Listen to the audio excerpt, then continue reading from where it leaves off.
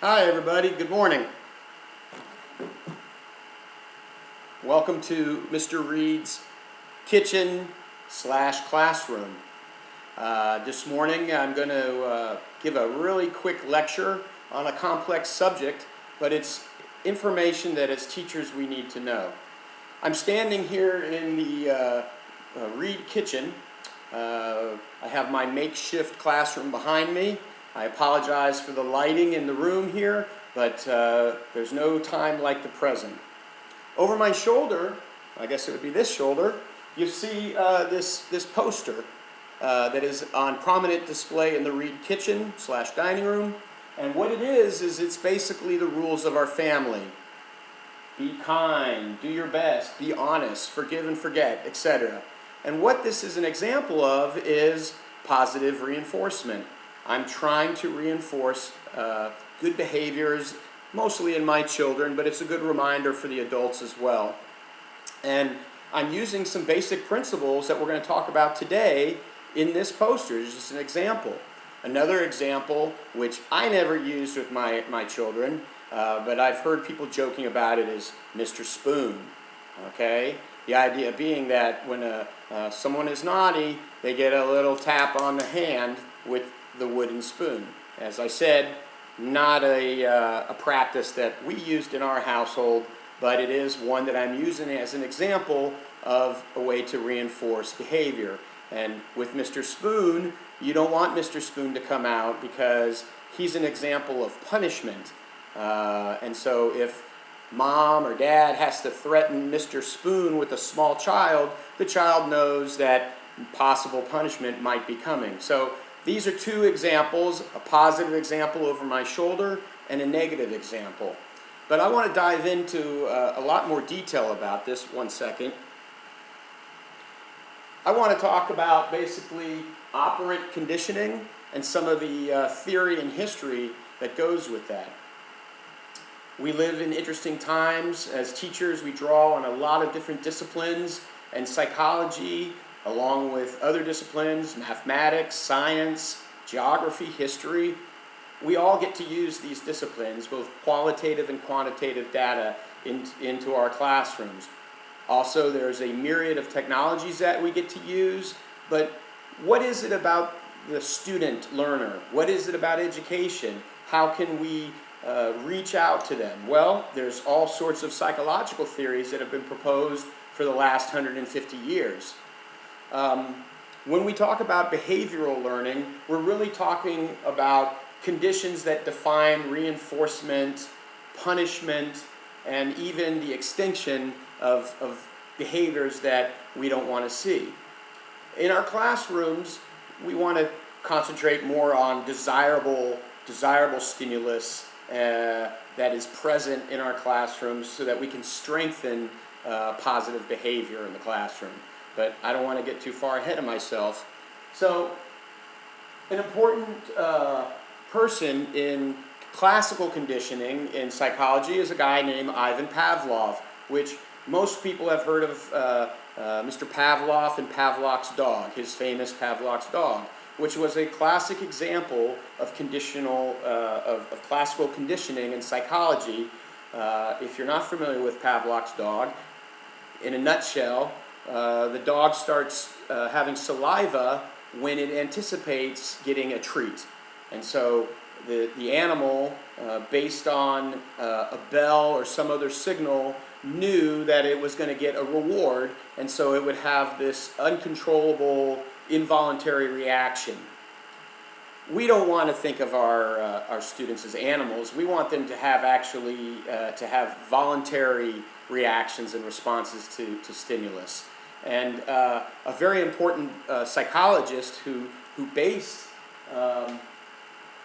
his ideas in psychology off of Pavlov's initial experiments was a guy named John Watson. And why John Watson is important, and why as teachers we want to know a little bit about John Watson, is he basically is credited with this idea of learning based on stimulus. And again, we want to concentrate more on the positive rewards types of stimulus for our students. Another famous name in behavioral psychology was a guy named B.F. Skinner, which a lot of students in university, if you take any kind of a basic psychology class, you've probably heard of B.F. Skinner. He was what we call a radical. He was part of the radical behavioral psychologist movement,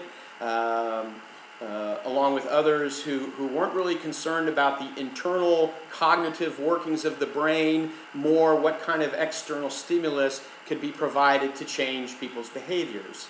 So that's kind of some of the pioneers in this field of behavioral learning, behavioral psychology, and the assumptions that the behavioral psychologists have, especially as it relates to students and learning, is basically voluntary responses are strengthened or weakened as a result of their consequences, which is, again, just a fancy way to say that we strengthen desirable behavior by presenting rewards, or we can weaken negative behavior by removing desirable rewards.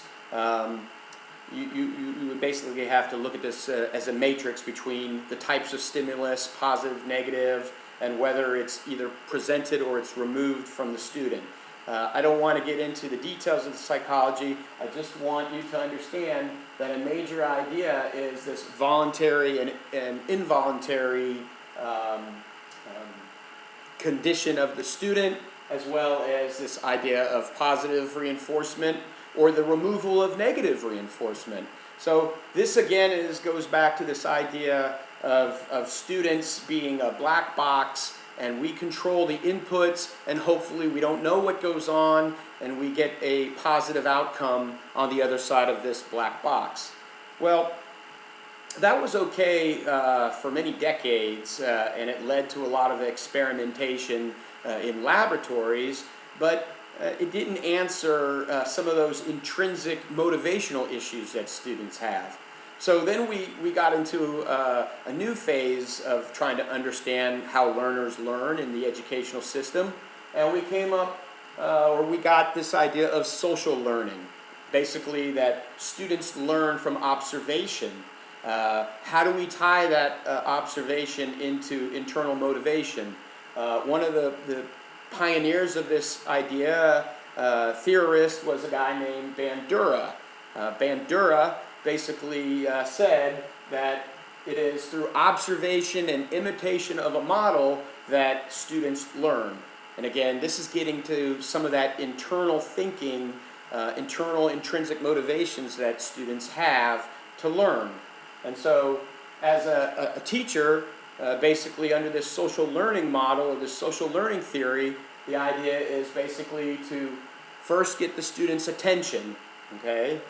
Not necessarily jumping on them, but getting high probability outcomes by the way we approach the student, including things like near proximity to the student to get their attention.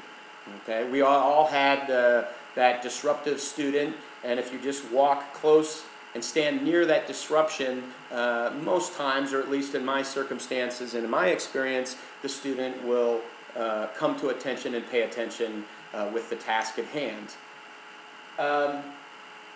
When students learn, we need them to retain it, okay?